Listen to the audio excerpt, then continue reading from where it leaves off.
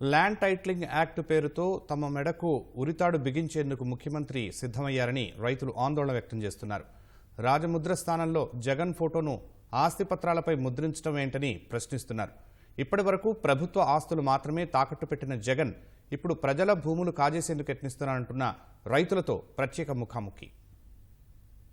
భూముల సర్వే అలాగే land titling act ఈ రెండు అంశాలు ఇప్పుడు రాష్ట్రంలో సాధారణ ప్రజలతో పాటుగా రైతులను తీవ్ర ఆందోళనకు గురి చేస్తున్నటువంటి అంశాలు. తరతరాలుగా వచ్చినటువంటి భూములు కావచ్చు, ఆస్తులు కావచ్చు, వాటిపైన ముఖ్యమంత్రి ఫోటో ఉండటంపై అయితే వారు అభ్యంతరం వ్యక్తం చేస్తూ ఉన్నారు.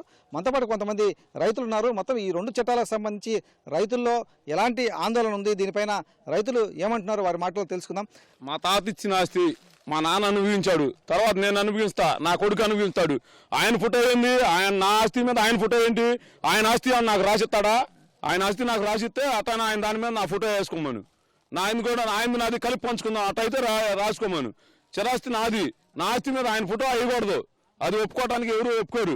ఇప్పుడు ఈ సర్వేలు ఆయన కూడా చేస్తున్నారు, ప్లస్ ఆ చట్టం అది తీసుకొస్తున్నారు. దీనివల్ల ఏంటి మీలాంటి రైతులకు ఎలా ఇబ్బంది ఎదురు కాబోతుంది? ఎలాంటి ఇబ్బంది ఉందండి? అసలు ఎవరిని ఇచ్చేస్తున్నాడు? అందరిని ఇచ్చేసి కాల్చూ తింటనే. ఏ పార్టీ సరి ఎవరిని సరిగా ఉంచుతున్నాడు? మాట్లాడితే తీసుకెళ్లి బొక్కలు అయ్యా కొట్ట ఆయన ఇష్టం వచ్చినట్టు ఇష్టారాజ్యంగా చేసుకుంటున్నాడు. తెల్లారు లేచిన కానీ ఆయనకి అదే పని కదా. ఏం మంచి చేశాడు రాష్ట్రంలో? ఏమన్నా అమరావతిలో ఎక్కడన్నా కదిలిచ్చాడా? ఉండవన్నీ అమ్ముకున్నాడు. ఐరన్ అమ్ముకున్నాడు, ముక్క అమ్ముకున్నాడు, సిమెంట్ అమ్ముకున్నాడు, రకరకాలవి అమ్ముకున్నాడు. నాశనం చేశాడు అక్కడ వాళ్ళందరినీ. భూస్థాపించి చేపించాడు. ఇప్పుడు రైతుల మీద పడితే ఇప్పుడు ఇవి బొమ్మలు వేపించి, ఇప్పుడు ఈ రాళ్ళల్లో బొమ్మలాయా, చెట్టల్లో బొమ్మలు, పొలం మీద బొమ్మలు వేసుకుని కూకుంటాడా? పొలానికి కావులు కాస్తాడా? దేనికి చేస్తాడు? దేనికండి బొమ్మలు? దస్తాయిదుల మీద బొమ్మలేంటి? ఎవరిచ్చారు ఆస్తి? ఆయన దేశాన్ని దోషి తిన్నాడని ఉన్న రైతులందరూ తింటాడా?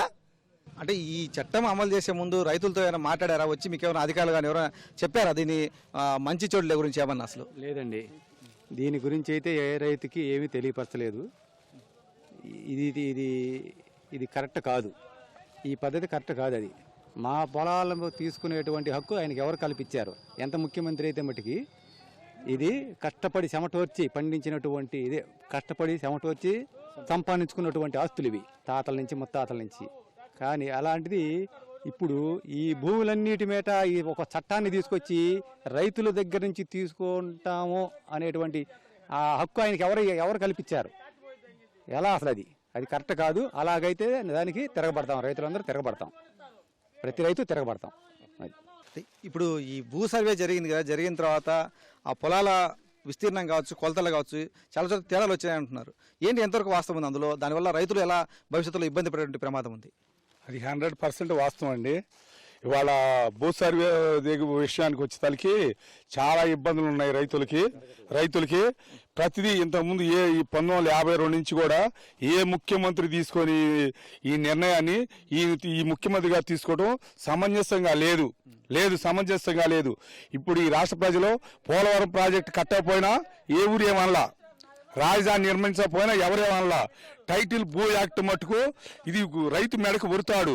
దీని న్యాయస్థానాలు కూడా పరిగణలోకి తీసుకొని రైతులు మొత్తాన్ని కూడా ఈ చట్టం విషయం ప్రతి రైతుకు అర్థం కాదు. ఇందుట్లో న్యాయమూర్తులు కావచ్చు, ప్రముఖ పార్టీ నాయకులు కావచ్చు, అందరూ ఇన్వాల్వ్ అయ్యి ఈ రైతులందరికీ తగిన న్యాయం చేసి రైతులు కాపాడవలసిందిగా కోరుతున్నాం. గతంలో ఎక్కడా కూడా భారతదేశ చరిత్రలో కూడా ఇలాంటి యాక్ట్ వచ్చిన సందర్భం ఎక్కడా లేదు. యాక్ట్ వచ్చిన సందర్భం లేదు. ఈయన ఎవరు సలహా ఇస్తున్నారో మరి 79 మంది సలహాదారులు పెట్టుకుంటున్నాను అన్నాడు.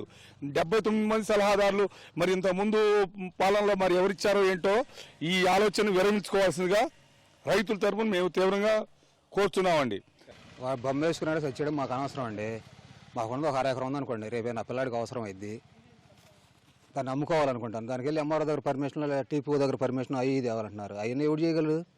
నా పొలం నేను అమ్ముకోవడం, స్వేచ్ఛగా అమ్ముకోవడానికి లేదు, అనుభవించడానికి లేదు అన్నట్టు నీ దగ్గర పెట్టుకుని కూర్చుంటావా? ఇది ఏ న్యాయం?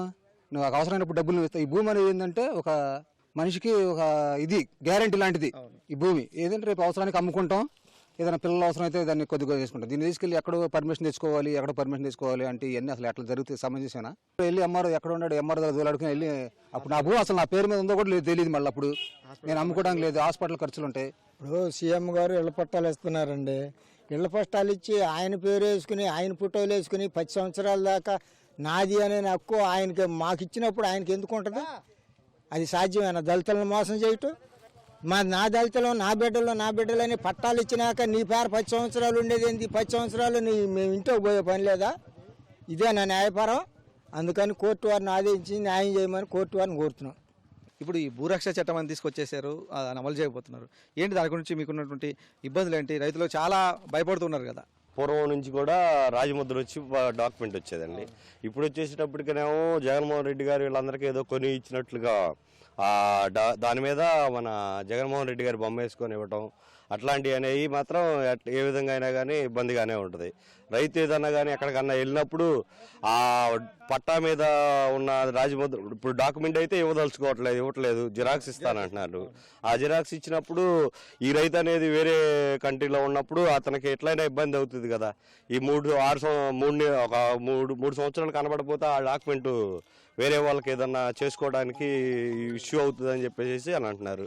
అదే విధంగా అయినా కానీ ప్రశ్నించదగ్గ విషయమే, మరి అది ఇబ్బందికరంగానే ఉంటుంది. మరి అది ఇది రైతులు ఉన్నటువంటి అనుమానాలు. తప్పనిసరిగా తమ భూములకు ఈ చట్టం అమల్లోకి వస్తే ఇంకా భూములకు రక్షణ ఉండదనేటువంటి అభిప్రాయం అయితే స్పష్టంగా రైతుల్లో కనిపిస్తోంది. దీనిపైన ముఖ్యమంత్రి ఇంకా నిర్ణయం తీసుకోకపోతే ఇంకా వచ్చే ఎన్నికల్లో తీవ్ర ప్రభావం కూడా చూపించేటువంటి అవకాశం కూడా స్పష్టంగా కనిపిస్తుంది. కెమెరామెన్ కేశవతో పూర్ణ చంద్రశేఖర్, ఈటీవీ న్యూస్, గుంటూరు జిల్లా.